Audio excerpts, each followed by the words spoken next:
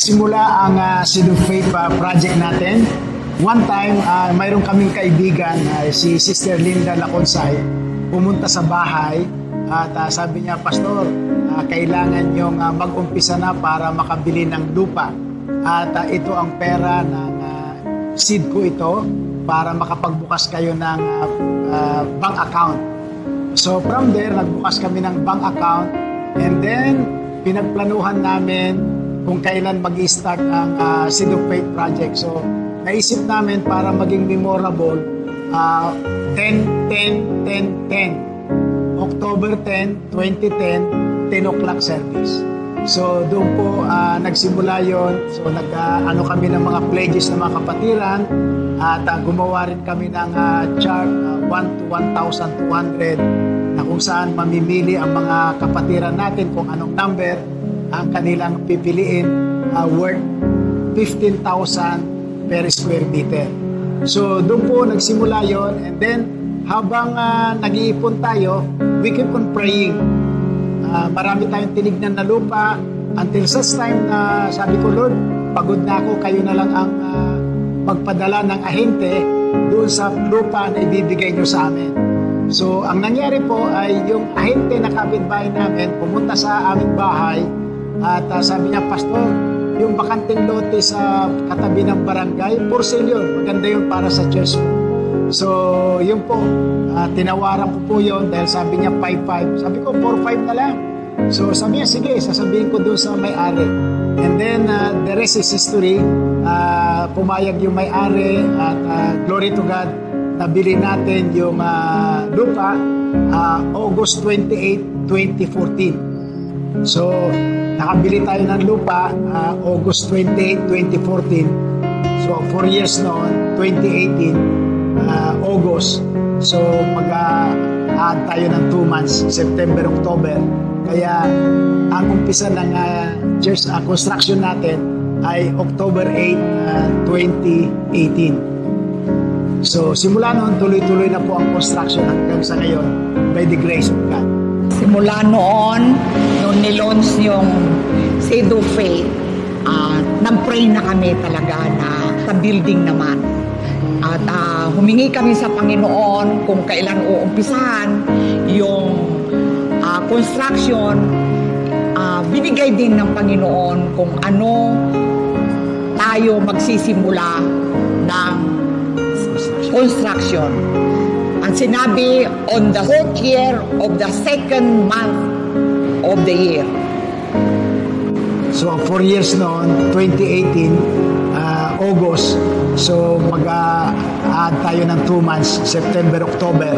Kaya ang umpisa ng church construction natin ay October 8, 2018. So simula noon, tuloy-tuloy na po ang construction hanggang sa ngayon by the grace of God.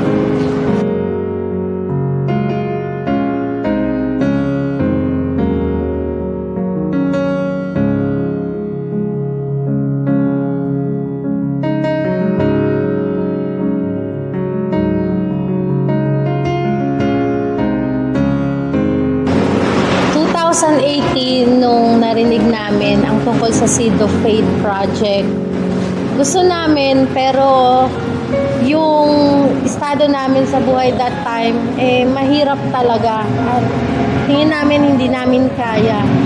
Pero alam mo yon, pinag-pray namin, dinesire ng puso namin. At yung prayer na yon talagang lagi na siya nasa isip at puso namin na makapag-participate kami. At binigyan talaga namin siya ng effort kasi kung hindi namin siya bibigyan ng effort, hindi talaga namin siya magagawa ng kami lang. So yun, sa tulong ng Panginoon, unti-unti nakapag-participate kami, nakapagbigay kami. Yung inaakala naming maliit na kaya namin ay higit pa doon yung binigay at provide ng Lord para sa amin, para makapagbigay kami sa Seed of Faith project.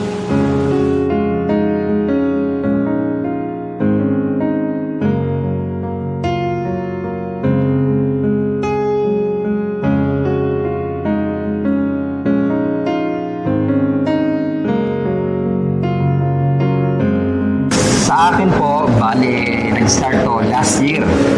Naalala ko yon nung may counseling kami with Pastor Betty and Mami Josie. And then yun, sabi ni Candy, sige magpa-counsel tayo dahil kailangan natin yun bago tayo ikasal. At ayun talaga ang first step bago yung official wedding. At yun, nung pagpunta ko pa lang dito, sabi ko, ano ba yung kasing pupuntahan natin? Saan ba yan? Kasi hindi ko alam yung Seed of Faith. Ano ba yung Seed of Faith?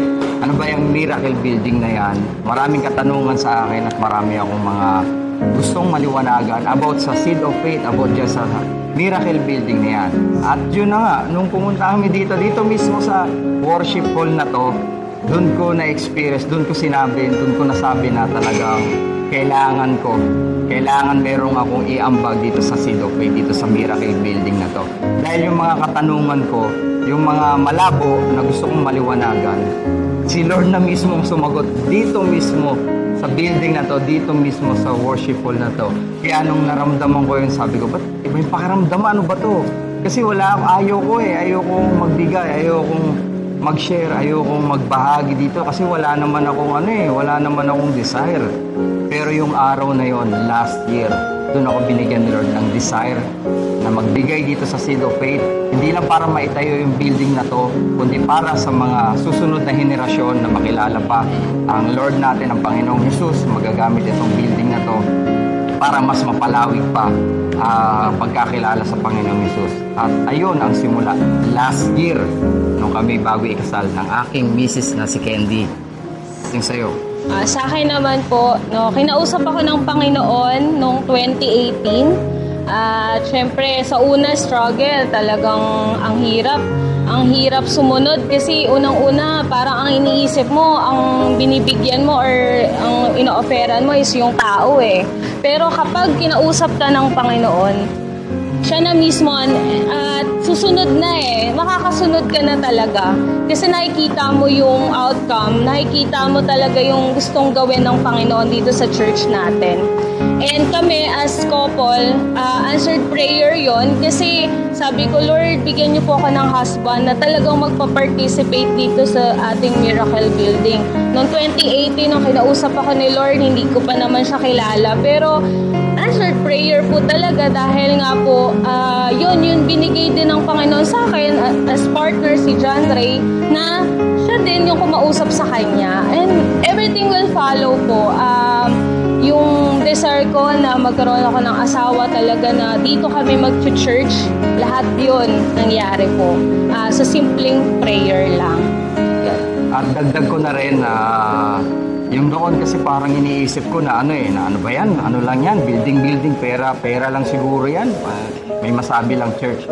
Kumbaga iba kasi yung naiisip ko taliwas yung aking pag-iisip pagdating dito sa pinapatayo nila. At nagtataka rin ako dati noon kay Candy, ano ba yan? Bakit siya nagbibigay dyan? Ano ba yung pinapatayo nila? Ganyan naman pag may mga church.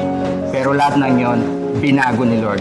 Lahat ng yon talagang iniba from dito, ganito yung pagtingin ko, nag-iba Niliko ako, patalikod talagang turn around yung nangyari. Kaya praise God at meron tayong ganitong Seed of Faith na program at itong tinatawag na Miracle Building. At syempre hindi mangyayari yung ganito kung wala rin ang tulong ng ating mga leaders, especially Pastor Betty and Mami Josie at iba pang mga pastors.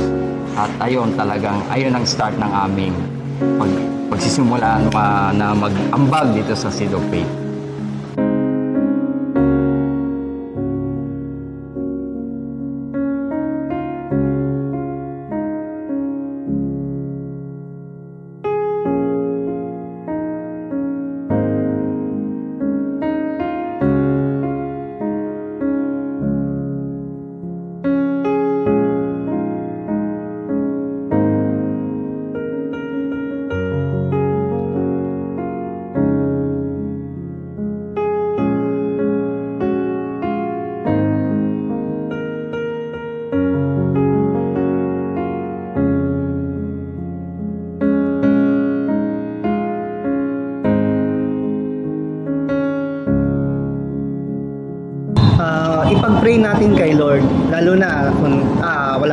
kakayahan na makapagbigay, pero nandun yung kagustuhan natin, di ba? Ilapit natin to kay Lord, ipag-pray natin to.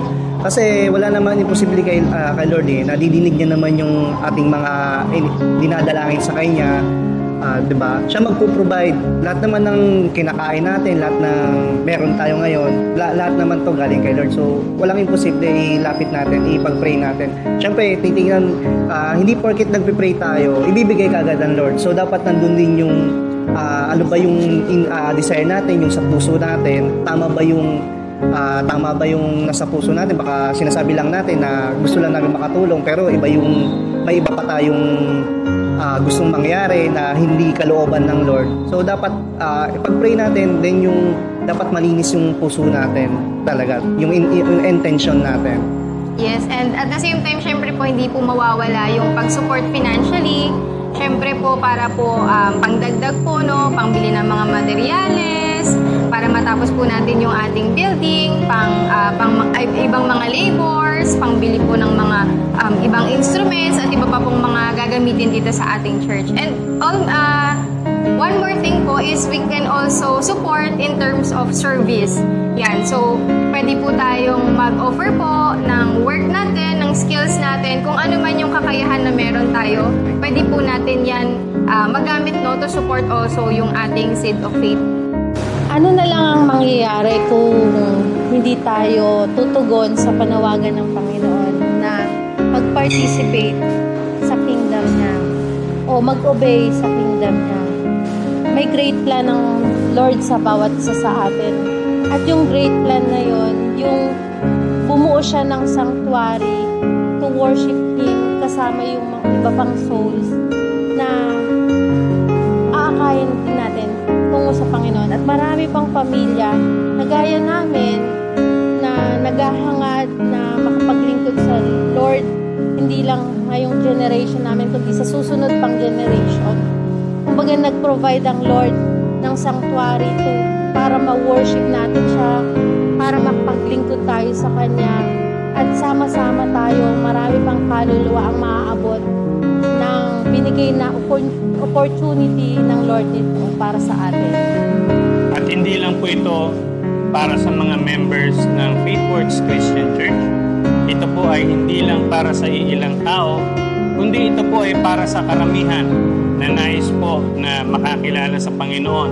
Ito po ay ang magiging sentro ng San Mateo, at hindi lamang po San Mateo, kundi nais po natin na makaabot po ang Faithworks Christian Church sa mas maraming lugar po, upang sa gayon malaman nila kung paano kumikilos ang Diyos sa bawat buhay ng isang Kristiyano. Kaya inaanyayahan po namin kayo na mag-join ng Seed of Faith Project ng Faithworks Christian Church.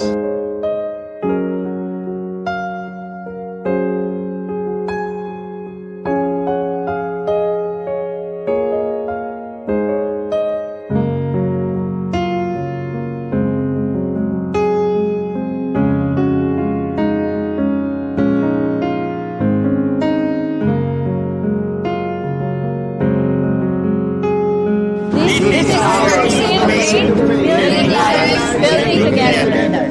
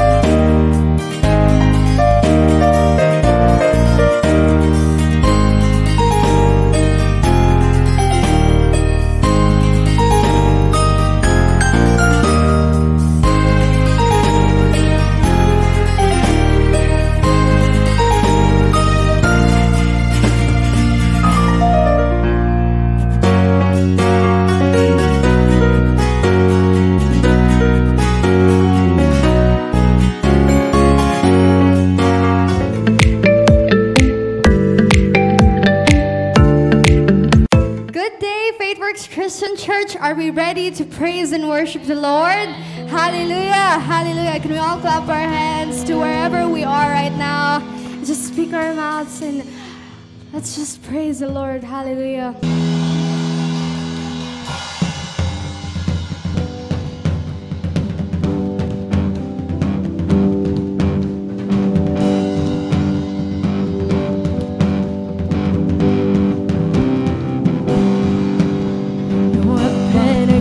Me will prosper.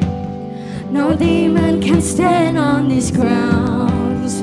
My faith in the word of the Father, His promises won't let me down. My confidence now won't be shaken.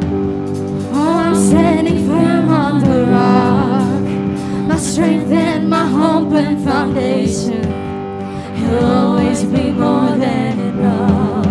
There's freedom and fullness of joy in the house of the Lord.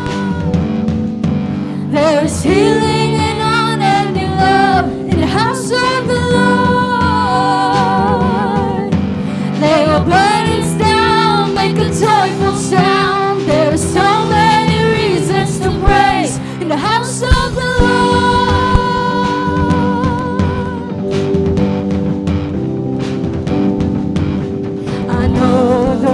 Won't be easy, and troubles may come unannounced.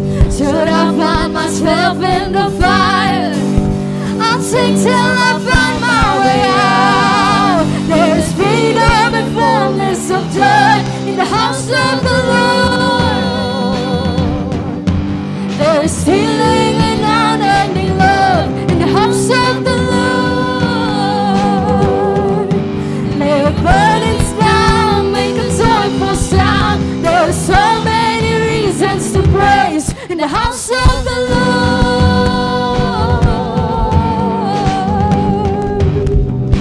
Chorus sing, and I will lift my hands up, give you all my worship. You have been so good to me, and all that is within me praise you and offering, 'cause you have been so good to me. And I will lift my hands up, give you all my worship. You have been so good to me. And all that is within me praise you and offering, 'cause you have been so good to me. There's freedom and fullness of joy in the house of the Lord. There's healing and unending love in the house of the Lord. Lay your burdens down, make a joyful sound. There are so many reasons to praise in the house of the Lord. And there's freedom, there's freedom and fullness of joy in the house of the Lord. There's healing and unending love in the house of the Lord. Lay your burdens down, make a joyful sound. There are so many reasons to praise in the house of the Lord.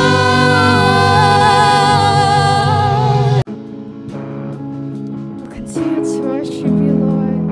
Hallelujah.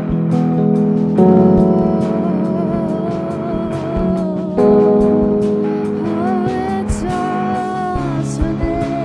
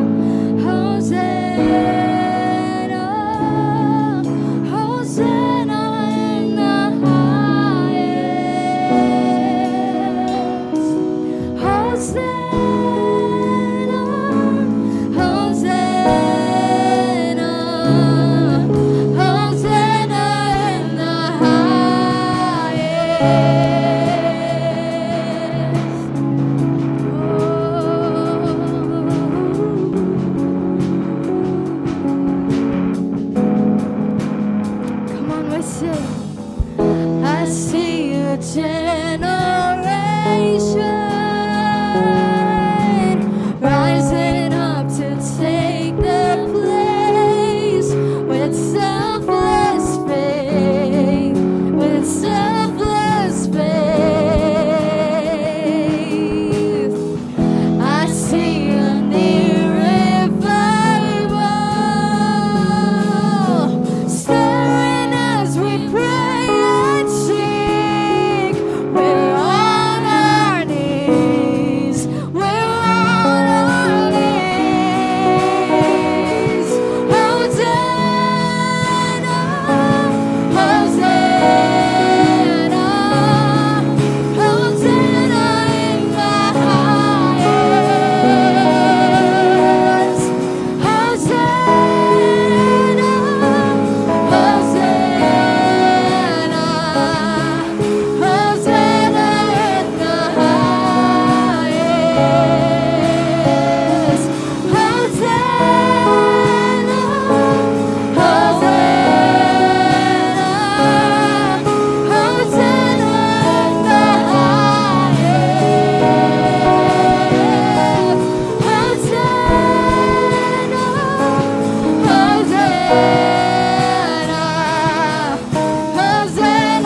in the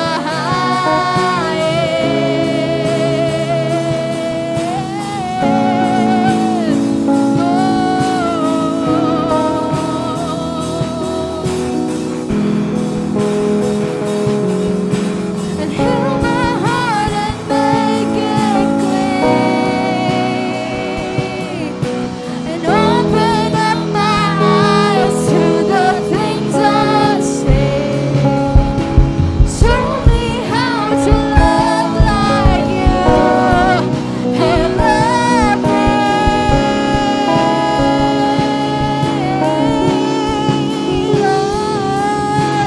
Break my heart for what breaks yours.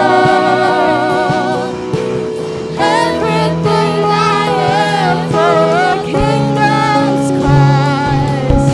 And as I walk from earth to eternity.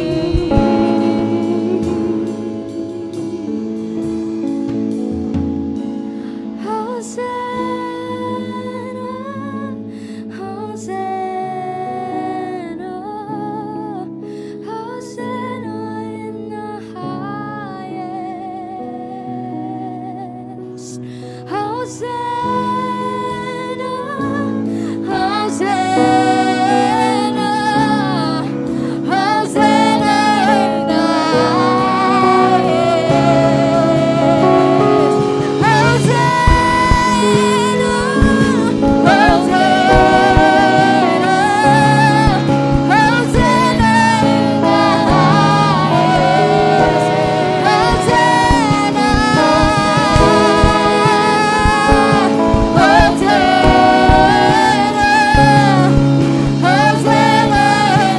highest. Hosanna,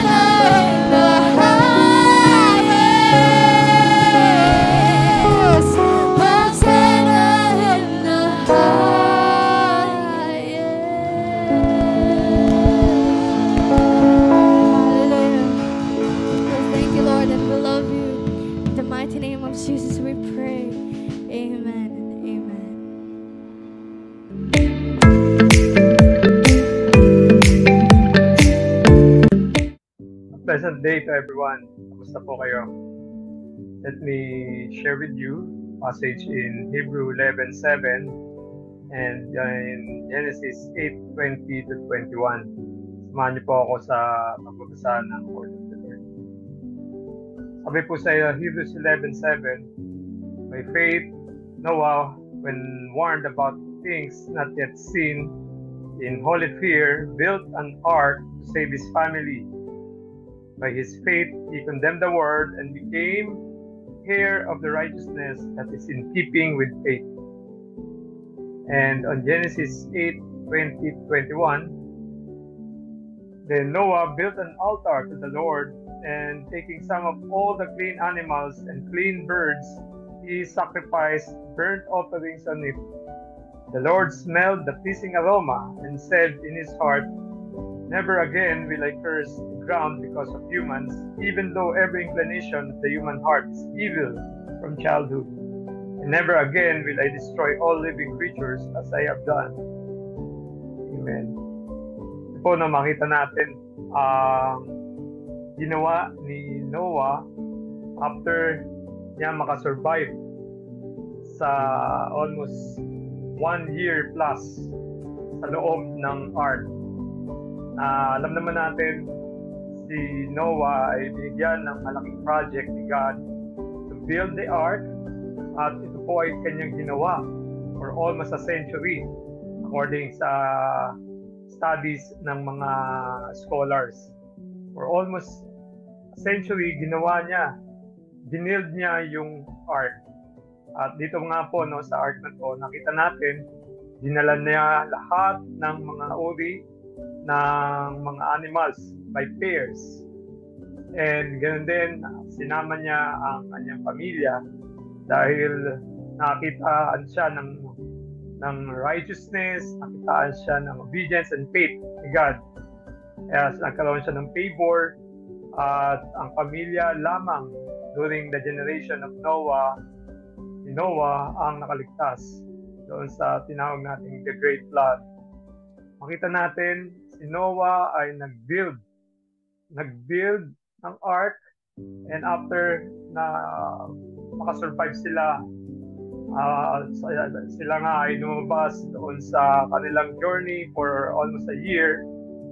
Ang una niyang ginawa, paglabas niya ng ark, ay nag-build pa rin siya. This time, nag-build naman siya ng altar to sacrifice to God. Ngayon, tanong natin sa ating sarili, kailan ba tayo huling nag-build ng altar?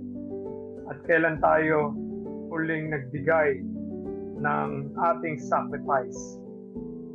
Maaaring tayo ay nagbibigay sa gawain ni God, although ang ating pagbibigay ay maaaring prompted by fear, dahil ayaw natin na ma-miss ang something na ibibigay sa atin in return ni God. But makita natin kay Noah, siya ay nag-sacrifice not out of fear but out of faith. Imagine natin, si Noah, ang kanyang kasama doon sa ark ay ang titira na lamang ng mga animals. But by faith, binigay niya itong mga animals na to na ating nalabasa para i-offer niya sa pleasing sacrifice kay God. At dahil sa kanyang action, ito nga ay nakarating sa throne of God, kung saan sinabi doon sa verse na ating nabasa, a very pleasing, sweet aroma sa smell ng ating Panginoon. Alam niyo po, tayo ay binigyan ng malaking assignment, malaking project, gaya ni Noah sa ating church. At kung project natin na to ay ang ating pong masasabi natin ng ating altar, na kung saan bibigay din natin ang ating best, ang ating mga sacrifice offering para sa ating Panginoon. Ito po ang ating miracle building project, na kung saan lahat tayo ay nagkakaisa upang ito po ay maitayo. At alam naman natin ang purpose ni God kung bakit tayo nabigyan ng ganitong kalaking project. This is not just for us to put a name sa San Mateo, but it's in accordance to God's purpose and His will for every one of us, and that is to bring more families closer to Him and to bring lost souls to the light. Kaya po, itong mga gawain natin, kagaya ng ating pong ginagawa right now, where we are called to give to give beyond, to give our sacrificial offering, ay nakakalugod sa ating pong Panginoon. Because it advances His kingdom, it advances His purpose. Kaya po, huwag natin palalampasin ang mga ganitong mga occasion kung saan tayo ay tinatawag upang magbigay, magkaloob ng ating mga sacrificial giving. Dahil hindi nakakaligtas sa mata ng Panginoon anything that we will do in accordance to His will, in accordance to His calling. That is to give generously, give to His kingdom, give to His church. At alam naman natin, ang ginawa ni Noah ay naging heredity. Ang kanyang faith ay na-transfer sa kanyang mag-anak and throughout the generation until that time kung saan sinabi sa Hebrew na siya ay naging heroes of faith. Tayo po na naniniwala sa calling ng ating church, naniniwala sa calling individually ni God sa ating buhay, na mag-participate sa kanyang ministry. Tayo po ay inaasahan na mag-step up, tayo po ay inaasahan na mag-build sacrificially para sa kanyang kaharian, para sa kanyang glory. Kaya wag natin palalampasin ang mga opportunity to give back to His kingdom and for His glory. Kaya atin pong ihanda ang ating pong mga bibigay na tithes na ating offering, ating sacrificial giving, at ito po ito yung panalangin, at ito nga po ay magiging pleasing aroma sa pangamoy ng ating Diyos. Amen. Amen. Tayo pong lahat ay manalangin. Our Father in heaven, thank you, Lord God, for hearing your words. Na kung saan sinabi mo, Lord God, na si Noah, Panginoon, na iyong binigyan ng malaking project, O God, ay nag-deliver, Panginoon, para sa iyong glory, O Lord God. Lord, kami rin, Panginoon, ay mayroong same task na nagmula sa iyo, O God. Kung saan kami, Lord, ay mag-build ng isang malaking worship center, isang altar, O God, kung saan kami, Lord God, ay mag-offer, Lord God, not an animal, but souls, O Lord God, for your glory. Because that is what you called us to do, Lord God. To bring, Lord God, families, to bring lost souls to you, Lord God, to your throne, to your kingdom, Panginoon, upang itong mga souls na to, Lord God, ay magamit din, Panginoon, for your glory, at ma-reach out, Lord God, ang iyong liwanag, Panginoon, sa kadiliman, Lord God, ng mga buhay, Lord God, na wala sa iyo. Dinadalangin namin, Lord, na ang aming pong pagbibigay right now, Lord God, ay makaka-advance, Panginoon, ng iyong kingdom, papangyari, Lord God, ang iyong mga plano, Panginoon, sa buhay ng bawat isa, Lord God.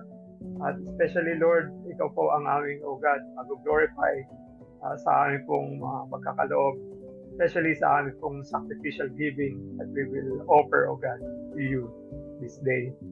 Kaya ikaw po mag-bless, Lord, sa aming pong mga work, the works of our hands.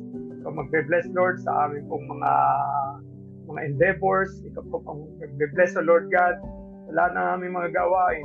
Paano mo binless, paano mo binigyan ng favor si Noah during his time and his generation. Lord, we pray na kami rin, Lord God, ay makaka-experience ng favor and ng mga miracles, O Lord God, sa aming mga buhay. This is our prayer. To God be the glory. In Jesus' name we pray. Amen and amen. Thank you po and God bless.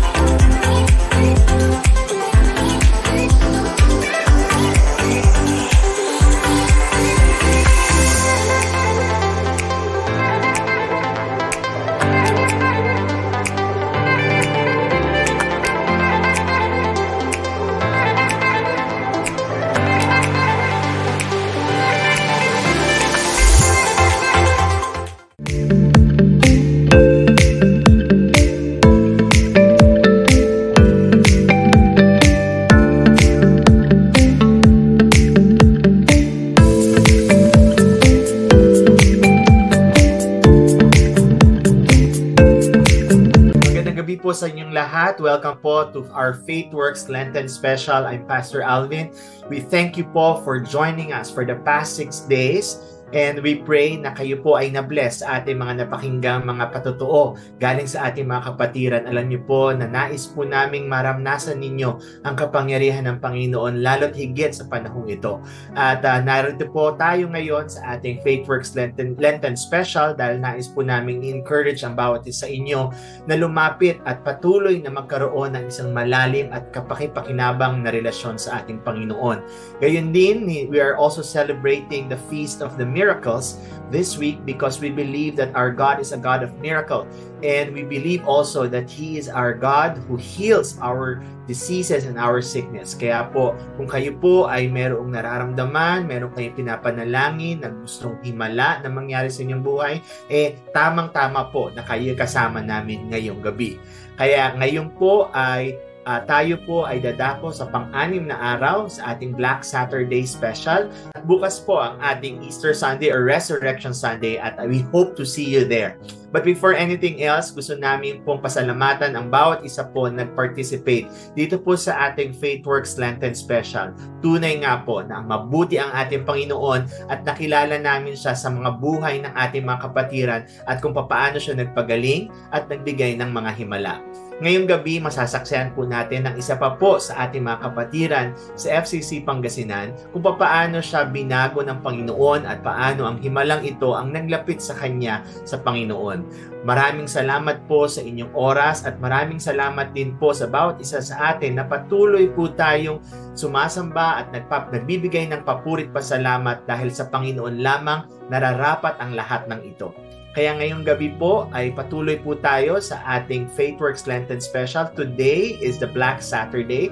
At alam po natin sa labas ay tinuturing po nila ito na araw na kung saan patay ang Diyos. Pero sa atin, buhay na buhay ang ating Panginoon. Kaya nga we're celebrating the Feast of the Miracles. Naniniwala po tayo na ang kapangyarihan ng pagkabuhay ng Panginoon ay nagdulot sa atin ng napakalaking himala. At yan ang buhay ng ating Panginoong Jesus at nagbigay sa atin ng kapatawaran sa ating mga kasalanan. Tatalakayin po natin ang isa pa pong testimony ng ating kapatid at kung paano siya nagkaroon ng isang encounter sa Panginoon at kung paano rin po tayo mabibless sa himala na ginawa ng Panginoon sa kanya. So, let's welcome po si Sister Arlene Directo. Sister Arlene, kamusta po kayo? Po sa tulong po ng Panginoon, Pastor. Thank you very much po sa inyong oras na binigay sa amin para kayo po ay magbahagi ng ginawang himala sa inyo ng Panginoon. Si Sister Arlene po ay isa sa ating mga kapatiran sa FCC sa Pangasinan at nung narinig po namin ang kanyang patotoo, kami po ay talagang na-bless at nais namin siyang i-share sa inyong lahat. Kaya ngayong gabi, let's get ready to receive from the Lord Jesus Christ and to glorify Him sa kanyang gagawin sa bawat sa atin. So before anything else, let us just know first, sino po ba si Sister Arlene? Magpakilala po kayo sa amin, ano po ang inyong ginagawa, ano po ang inyong pinagkakakitaan, ano po ang inyong pinagkakabalahan, at paano po kayo nakakilala sa ating Panginoon. Sige po, Sister Arlene. Ako po si Arlene Ramos Directo from San Carlos, Pangasinan po. 47 years old po. Dating OFW po, galing ng Saudi, Qatar, Taiwan, Hong Kong, Singapore po. During ng pagpunta ko po ng ibang bansa, Christian na po ako. But then, na-backslide po ako. Hindi pa ako nahihiyang magsabi. Backslide po ako gawa ng sa pinuntahan ko pong lugar. Bawal po ang lumabas. Wala po akong day off. So, ang ginagawa ko lang po, nagpe-pray lang po ako pero wala po akong attend sa mga Christian ministry po. At 2007, diagnosed po ako ng diabetes sa Saudi. Umuwi ako ng Pilipinas, nagpagamot, umalis ulit. Hanggang sa 2016, umuwi po ako, galing po ako ng Hong Kong, natamaan po yung baga ko. Dahil yung inalagaan ko, may TB po, hindi po nila sinabi. So pagdating ko po ng Pilipinas po, nag-recurrent po yung lungs ko. Naggamutan po ako ng 6 months, hindi tumalab. Hanggang 1 year and 6 months po, yung massive na sinasabi nila. Gumaling po ako. Tapos pagkagaling ko po, nakapunta ulit po ako sa ibang bansa. Nahiniling ko po sa Panginoon na sana wala pong makita sa x-ray ko. At doon po, naipasa ko po ulit yung x-ray ko sa Qatar, kaya nakapunta po ako ng Qatar. Pagpunta ko po doon, muli na naman po akong sinubok ng Panginoon na may stroke po. Umuwi ulit ako dito naka-wheelchair. Paralisado po. Tapos, from there po, 2016, hindi na po ako na punta ng ibang bansa, kundi in and out na po ako sa hospital. Tinanong ko po yung sarili ko, sabi ko, bakit ako nagkakaganito? Minsan, sinabi ko rin po sa Diyos na, bakit ako po palagi? Marami naman dyan na sumisira ng kanilang buhay. Bakit ako po na ako po'y tumutulong sa mga kapatid ko, magulang ko, kasi walang-wala rin po sila. Tapos ako lang yung pwedeng magbigay sa kanila dahil sa trabaho ko po sa ibang bansa. And then, yun po, nung ina-out na po ako, hindi na po ako makapunta ng abroad, nag-stay na lang po ako dito sa Pangasinan. Nagnegosyo, nag-buy and sell, nagtinda po ng mga sibuyas sa palengke, nagbabuyan, naglako ng mga panty-brief, puro utang, walang bayad. Kate po ako ng mga baboy, wala ring bayad. So, sabi ko, bakit puro ganito ang nangyayari sa akin? Yun lang po yung pinagdaanan ko. Tapos yun nga, palagi po ako sa ospital. 2 months na gagaling, tapos 6 months na may sakit ulit. Halos ayaw na nila akong tanggapin sa ospital dahil sabi nila kailangan ko daw yung mga espesyalista na doktor. Sa panahon po ngayon na wala po akong trabaho, hindi ko po kaya yung mga espesyalista. Kaya po, nung time po na yung kumari ko po, si Sister Annabel po, in-invite niya po ako sa study, Bible study sa bahay nila. Pumunta po ako, nag-Bible study po ako sa kanila 2 beses lang. Since na-involved din po ako sa barangay po, nakatrabaho po ako as a nutritionist po that time. Hindi po ako naka-attend ulit. So, wala na naman pong follow-up. Inuna ko na naman yung ibang trabaho kaysa sa kay Lord. Kaya siguro, gano'n na lang yung pagpalo ni Lord sa akin at talagang masasabi ko po na blessed po ako kasi pinili pa rin niya po ako sa kabila ng pag-iwan at pag-iwan at pagtalikod ko sa Kanya. Praise God po at nakakatuwa po na kayo po ngayon ay kasama namin at kayo po ay nakaranas ng pagpapala ng Panginoon dahil sa kanyang anak na ang Panginoong Jesus. Sister Arlene, nice din po namin malaman paano po kayo na kasama sa ating gawain dyan sa FaithWorks sa San Carlos. Pwede niyo po bang ikwento sa amin? Nung pinag-pray po ako ni Pastora Lorna, nung time po yun, manas na manas po talaga ako. At sabi ko kay Pastora, salamat, dinalaw niyo po ako. Kasi talagang hopeless po ako, wala na po akong kakayahan na mabuhay pa muli dahil ganito yung itsura ko kako. Imbalido na po ako. Gusto ko na rin po magpakamatay noon. Suko na po talaga ako. Sabi ko, Lord, kung ganito lang din kako, anin mo na ako. Until po, pumunta doon si Pastora Lorna, pinag-pray po ako. Within 4 days po, Pastor, yung pagmamanas ko po, isisigaw ko po talaga na ang himala ng Diyos ay ginamit po siya para i-heal po ako. Unti-unti po na nawala yung manas ko po mula sa mukha hanggang sa paa ko. Yung mga sugat ko po na iniwan po ng diabetes ko, naghilom po. Nakita po ni Pastora kung gaano ang hirap ko. Isa na lang po yung hinga-hinga ko. Sabi ko, Pastora, salamat po at hindi ko man po kayo kaano-ano. Kako, binigyan niyo po ako ng time na makilala ko po kayo at makilala ulit ang Panginoon sa buhay ko. Amen. Amen. Praise God. Praise God. Sister Arlene, nais naming malaman, no, ngayong tayo po ay naririto at napakinggan din natin sa mga nakarang araw yung himala na ginawa ng Panginoon. Pwede niyo po bang ikwento sa amin, ano po yung himalang ginawa ng Panginoon? Magbalik tanaw tayo. Let's rewind muna po tayo. Ano po ba ang nangyari?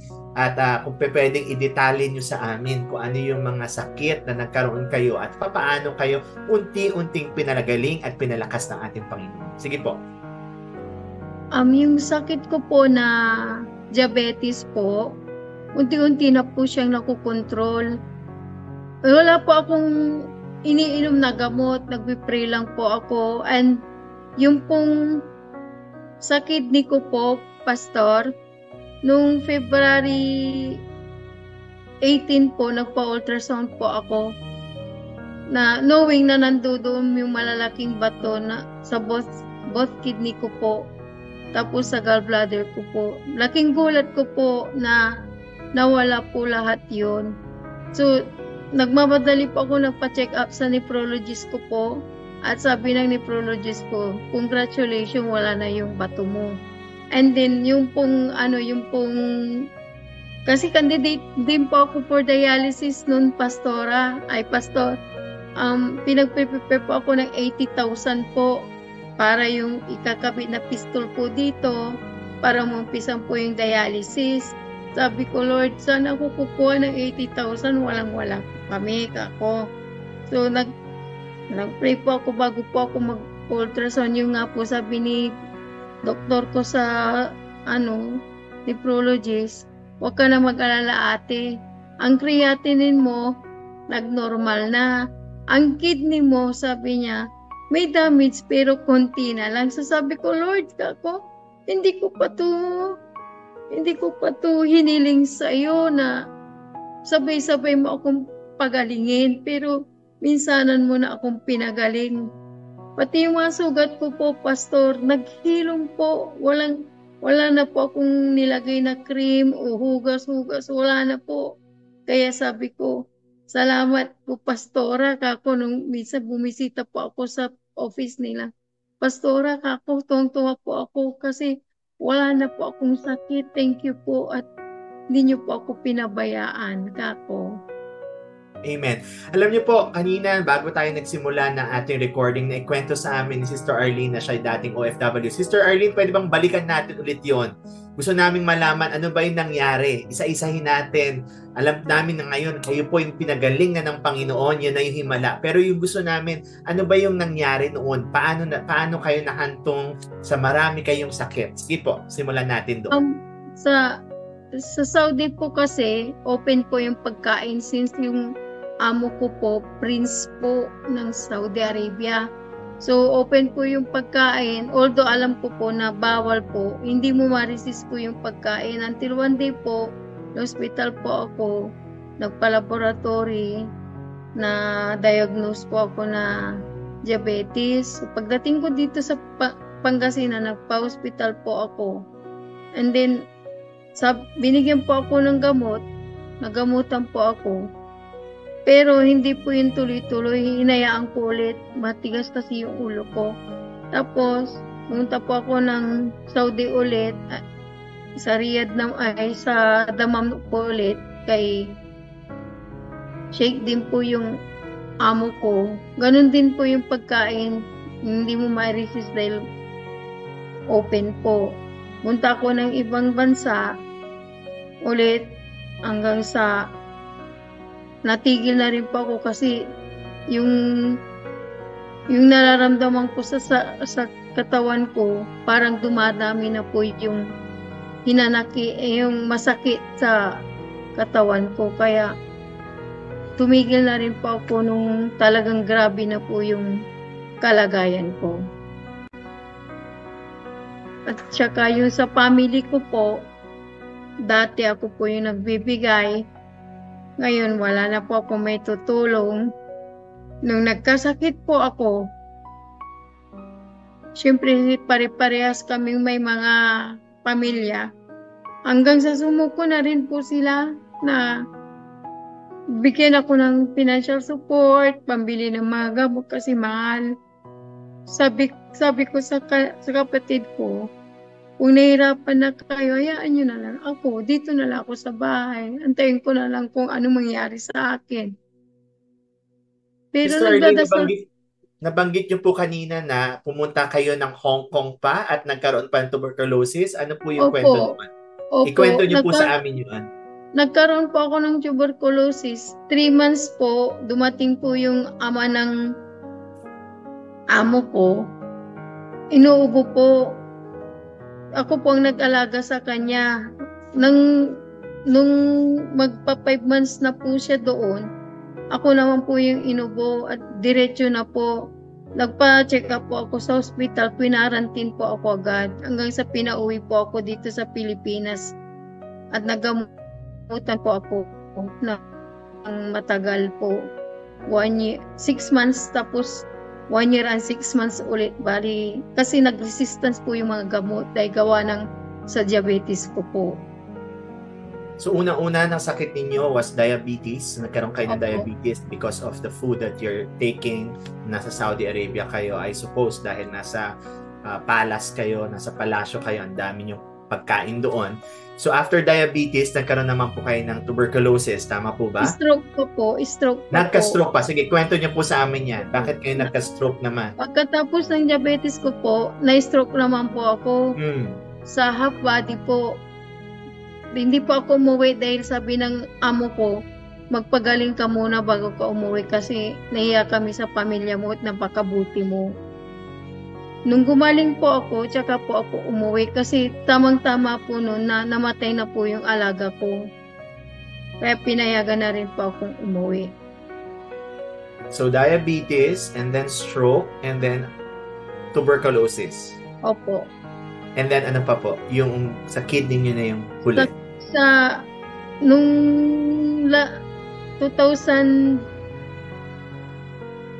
2023 ngayon. 2022, heart naman po, nag-weekly. Also, nagka-heart disease pa po kayo? Opo. Nag-grabe din po ako. Ni-revive lang po ako dyan sa may bulingit po. And then, doon na po nakita yung mga bato, kidney. Alright. Doon na po, hanggang sa pati mata ko po na lumalabo na po. I see. So, multiple diseases, you have diabetes, you had stroke, and then you also had tuberculosis, you had heart failure, and then you also had kidney stones, and then gallstones, as you mentioned also kanina during our pre-recording. Napakarami niyo pong sakit. In fact, kanina before we also had this recording, no, nakita rin natin yung pinakita niyo po sa amin yung picture ninyo, no. So if we can show it right now, some of the photos, so some of this would have been graphic. So kung sensitive po kayo, you can just like turn off the video muna, or if not, then short lang naman po. So ganito kagrabe yung sugat na meron kayo. So yung nasa picture niyo parang na-open wound na siya. Open wound po yun. Nabubulok na po. Hanggang sa nangitim po. Ayoko na rin pong pumunta ng hospital kasi talagang putol na po yun eh. Ayoko nang magpaputol ulit kasi naputulan na po ako sa paa ko. Yung pinakamaliit po sa paa ko, sa left po. Okay. Tapos sabi nila, isasagad na lang hanggang sa may singit. So sabi ko, kung puputulin niyo po, paano na ang mga anak ko, paano ko sila tutulungan ako. Kaya hindi na po ako nagpunta ng hospital, takot po ako kasi takot po ako maputulan ng paa. Hanggang Alright. sa ginamot ko na lang po yung sarili ko. Tapos nag-pray po ako. Hanggang nakilala ko nga po si Pastora Lorna, pinag-pray niya po ako. And mapalad po ako dahil mabilis po yung feedback ng Diyos sa akin. Yung pagpapagaling niya po, yung miracle niya po. Sabi ni Pastora, isurrender ko lahat, i-clean ko yung puso ko, surrender ko lahat. Tapos yun na po, nag-umpisa na pong gumaling lahat ng sakit ko. Kaya Wow, praise tuwang-tuwa God. po ako. Praise God. So, kamusta na po ngayon yung sugat na meron kayo? Nag-close na po Nag-healed siya? na po, opo, Wow. nag-healed na po. Amen. Completely na po. Wala na Wow. po yung dating iniinda ko, wala na ho. Praise God. So, wala nang diabetes? Wala. Tapos Control na na rin po. control na ang sugar. Yung Opo. stroke nyo, you're healthy. You look healthier now po. And then, Opo. yung kidney stones, okay na rin po inyong kidney? Wala na po yung bato sa kidney ko sa Praise resulta ng God. ultrasound at Wow. sa gallbladder po. And And then then also, yung tuberculosis nyo, Okay po, nagamot na po yun, wala na po. clear na rin Uubuhin kayo. po ako, sabi ni Doktora sa baga po, uubuhin ka pero wala na, hindi na yan, kasi scar na lang siya. Praise God. Praise God. And truly, the Lord is really good, no? Sa dami ng ginawang himala sa inyo ng Panginoon. Now, I have few questions lang po, no? I'm just curious about knowing more on how you went through this great ordeal, no? Kung matatawag natin, kasi ang dami po, patong-patong na sakit. Una kong tanong sa inyo, ano po yung inyong naramdaman nung kayo po ay dumaraan sa mga ganitong mga sakit? Paano ito nagbago? Paano kayo binago ng mga pinagdadaanan yung ito? Yung una ko pong naramdaman noon na nagtampo po ako sa Diyos talaga. Kasi po, ang dami po talagang nababasa ko, nakikita ko na sinisira yung buhay nila. Tapos ako yung tipong nanay na gustong ibigay lahat sa mga anak, pero ako po yung parang nasa loob ko po lahat ng mga sakit. Sabi ko, bakit ganun po, Lord, kako? Ano po ang purpose ko sa inyo, kako?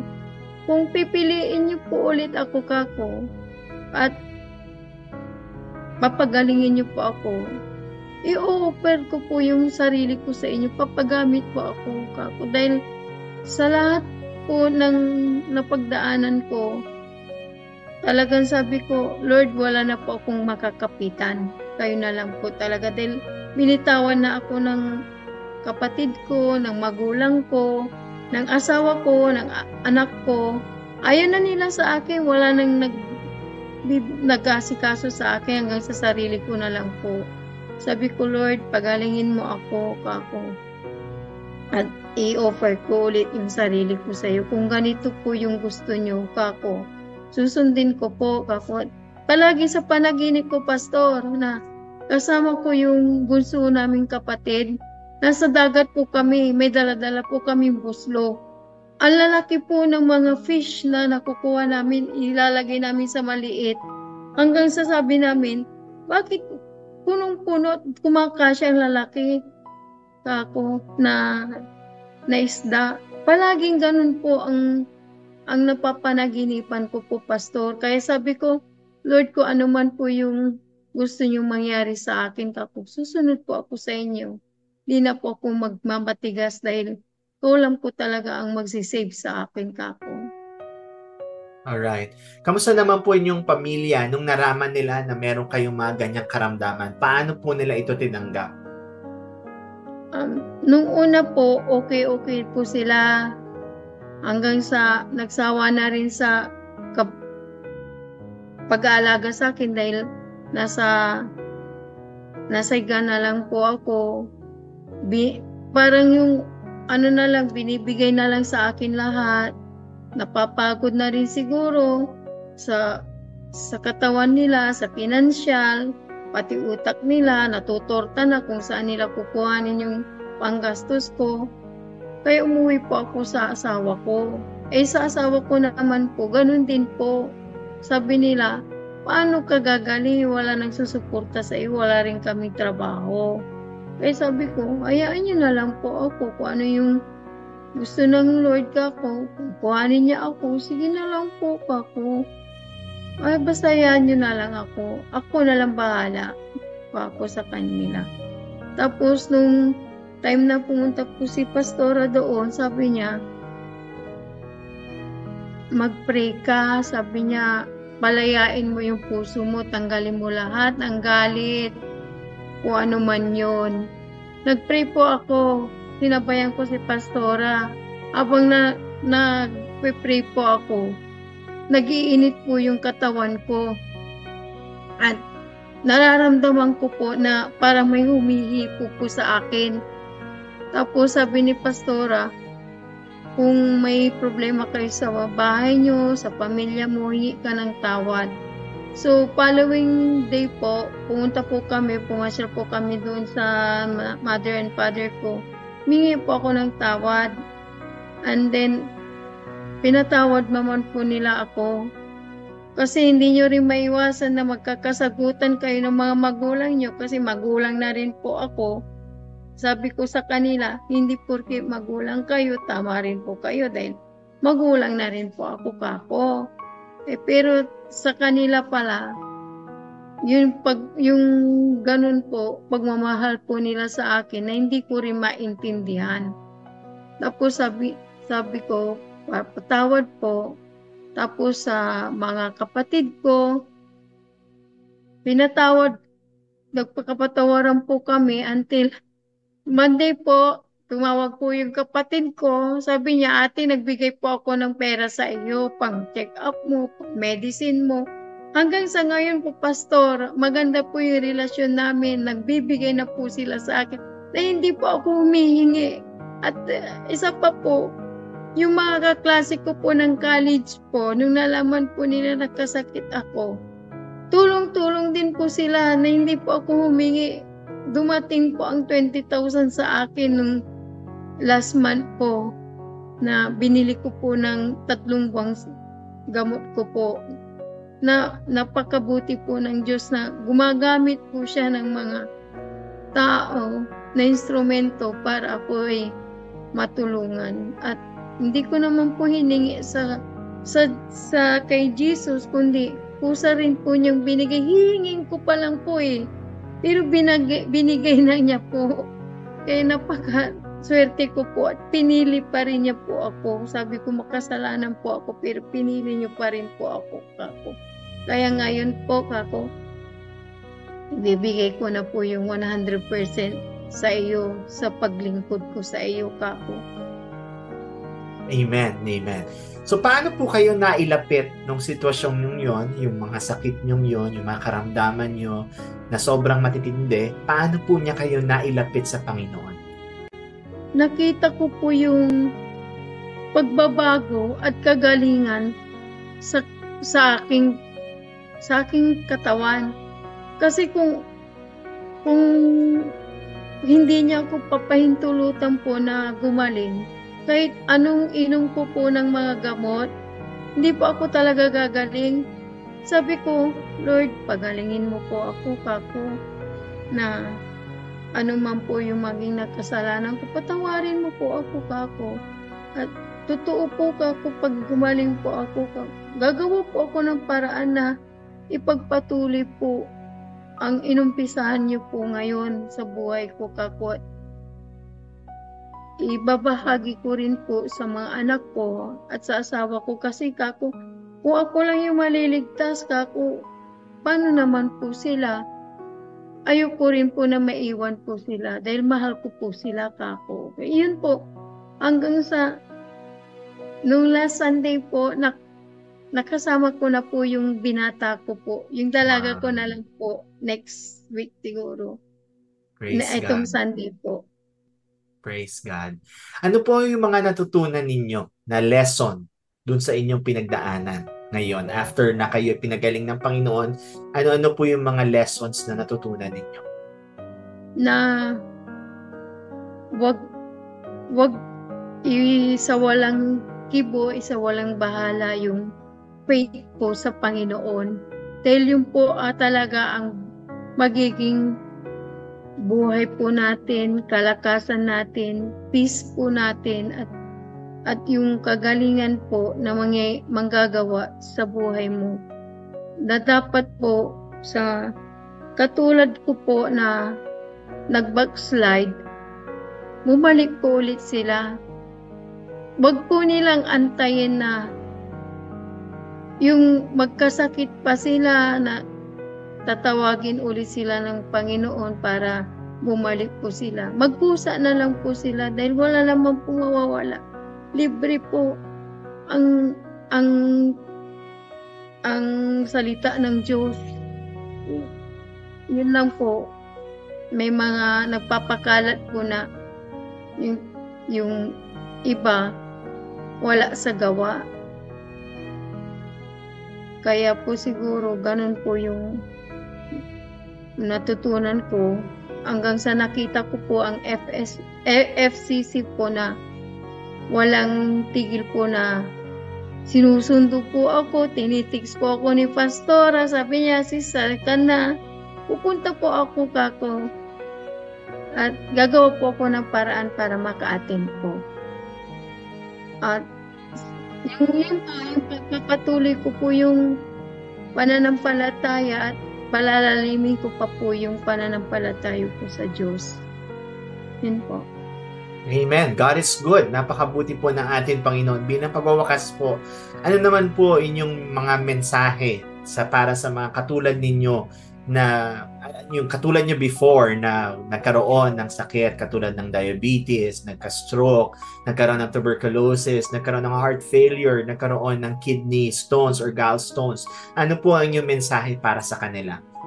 Sa mga katulad ko po na nakakaranas po ng mga sakit ng kidney, high blood, diabetes, at kung ano-ano man po, ilapit po natin sa Diyos. Dahil wala pong imposible sa Kanya, lahat po posible. Lumapit lang po kayo at manampalataya sa pangalan niya. Dahil wala po tayong ibang makakapitan kundi si Jesus lang po. Tanggapin po natin ang buong buo. Yakapin po natin siya sa buhay natin kasi siya po ang nagbigay sa atin ng buhay.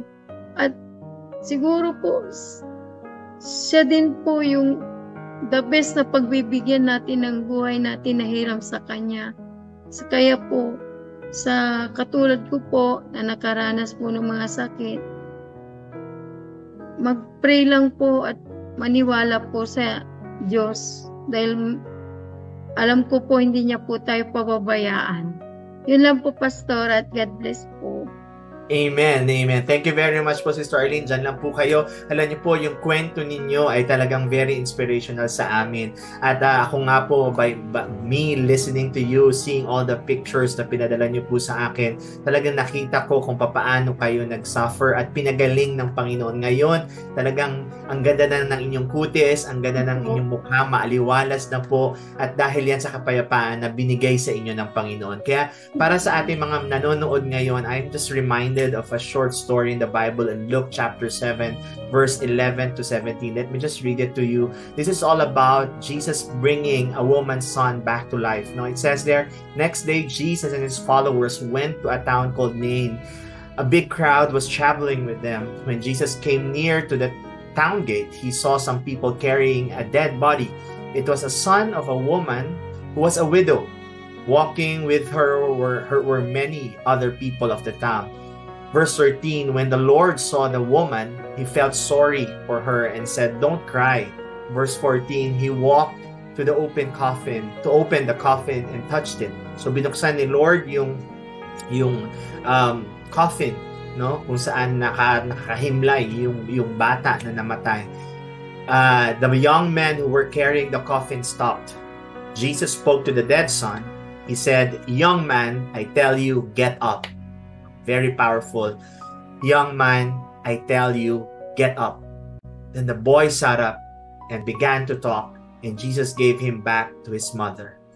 In other words, yung isang lalaki, batang lalaki na napatay, biglang nabuhay. Everyone, verse 16, everyone was filled with fear.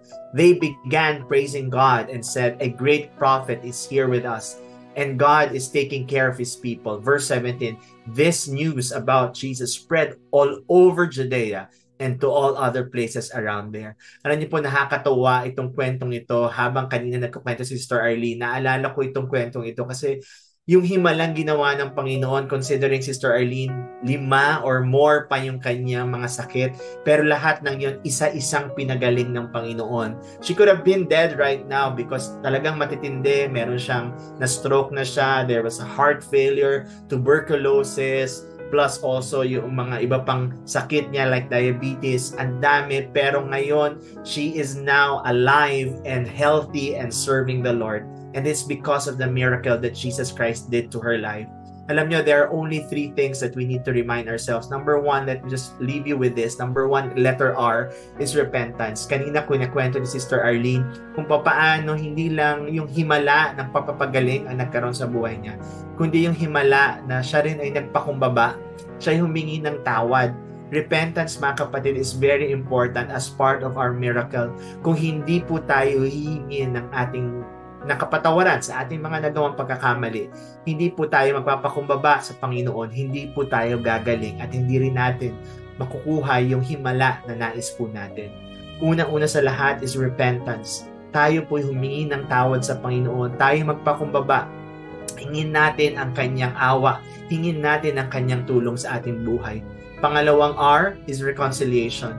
So, as I've been telling you sa ating mga preaching before, there will only be reconciliation if there's forgiveness plus repentance. Of course, hindi sa atin lang yung forgiveness, no? Patawarin natin yung mga nagkasala sa atin, pero all the more tayo mismo, humingi rin tayo ng tawad. Yung reconciliation, narinig natin kanina, no? Humingi ng tawad si Sister Arlene sa kanyang family, sa kanyang parents, and then sila rin nagkaroon ng reconciliation, nabuo yung kanilang pamilya, naging maganda yung pagsasama nila, even yung mga anak niya, yung mga kapatid niya. And this is one of the miracles that the Lord has done to her life. Hindi lang yung paggaling ng kanyang physical na katawan, kundi yung mga relasyon sa kanyang buhay ay napagaling din ng Panginoon. Kaya kapatid, walang imposible sa Diyos kung ikaw ngayon ay dumaranas ng pagsubok sa iyong pamilya, sa iyong mga karelasyon, at humingi ng himala sa Panginoon. All you need to do is to have repentance and forgiveness, and reconciliation will be there. And last but not the least is the value of redemption. Namatay ang Panginoon sa krus ng Kalbaryo para sa ating lahat. At yun ay para bigyan tayo ng isang buhay na masagana, masaya, at muling mabuo ang ating mga buhay. At kung sakali man tayo ay mamamatay, magkakaroon tayo ng buhay na walang hanggan sa susunod na ating buhay. Alam niyo mga kapatid, ang buhay sa mundo ay napakaikli. Sabi nga nila, the life range right now would have been like 70 or 80, no? Mablessed ka na kapag umabot ka na ng 90 or 100. Pero yung iba sa atin, nakita natin sa news, no, maraming namamatay na bata, and life is really short. So let us not waste ourselves fighting over small things. Instead, let us repent, let us forgive, and let us reconcile so that we could receive the power of God's redemption in our lives. Humingi tayo ng tawad sa Diyos, humingi tayo ng tawad sa ating mga nagawa ng pagkakasala, at tayo rin ay magpatawad sa mga taong nagkasala sa atin. At kung ganun ang gagawin natin, sabi nga ng panalangin ng Panginoong Jesus, forgive us as we forgive those who sin against us. Ang dalangin po namin ay maranasan ninyo ng bawat isa sa atin ang redemptive power ng Panginoon through the resurrection. At yan po ay mangyayari kung tatanggapin natin ang Panginoong Jesus bilang ating Diyos at sarili tagapagligtas. Kaya kapatid, kung ikaw nanonood ngayon at wala pang relasyon sa Panginoon, ito ang tamang panahon para ikaw ay magkaroon ng isang masagana at masayang buhay. Kung nais mo yan at nais mong gumaling sa iyong mga karamdaman, nais mo maayos ang iyong pamilya, nais mo maranasan ang himala ng Panginoon, kailangan mo ng relasyon sa ating Panginoon. Ang pagiging born again ay hindi relihiyon. Hindi ito pagbabago ng relihiyon, kundi pagbabagong buhay dahil sa Panginoong Jesus. Kaya kung ikaw yan, kapatid, at nais mong tanggapin ng Panginoon bilang Diyos mo at sariling tagapagligtas, inaaya kita ngayon habang ikaw ay nanonood ngayon, why don't you just close your eyes and bow your heads and I'll be praying for you. And repeat after me and make this your personal prayer as if you are the one praying it. Let's pray. Panginoon, marami pong salamat sa napakagandang araw na ito. Salamat at narinig ko ang patotoo na kayo'y nagpapagaling at nagbubuo ng mga relasyong naming nasira. Lumalapit po ako sa inyo, O Diyos. Humihingi ng kapatawaran. Patawarin niyo po ako sa lahat ng aking nagawang pagkakasala. Simula nung ako'y bata pa hanggang sa ngayon. At Panginoong Hesus, inianyahan ko po kayo na pumasok sa aking puso. At simula ngayon, tinatanggap ko po kayo bilang aking Diyos at sariling tagapagligtas. Panginoong Hesus, kayo na po ang maghari sa aking buhay. Kayo na po ang bahala sa aking buhay. At hayaan ninyo na ako'y mamuhay na may katuwiran at kabanalan na nagmumula lamang sa inyo. Salamat po sa inyong pagliligtas sa akin. Salamat po sa himalang gagawin niyo sa aking buhay. Sa pangalan ng Panginoong Hesus. Amen at amen. Kapatid, kung pinanalangin mo yan, ikaw na ngayon ay kabilang na, kasama na sa pamilya ng Panginoon. At yung pang-apat na R, kung kanina meron tayong repentance, merong reconciliation, merong redemption, yung pang-apat na R ang makukuha mo. At yan yung rest, kapahingahan. No? Sa mundong ito, ang daming gumugulo, ang daming problema, ang daming suliranin, pero sa Diyos lamang tayo makahanap ng kapahingahan.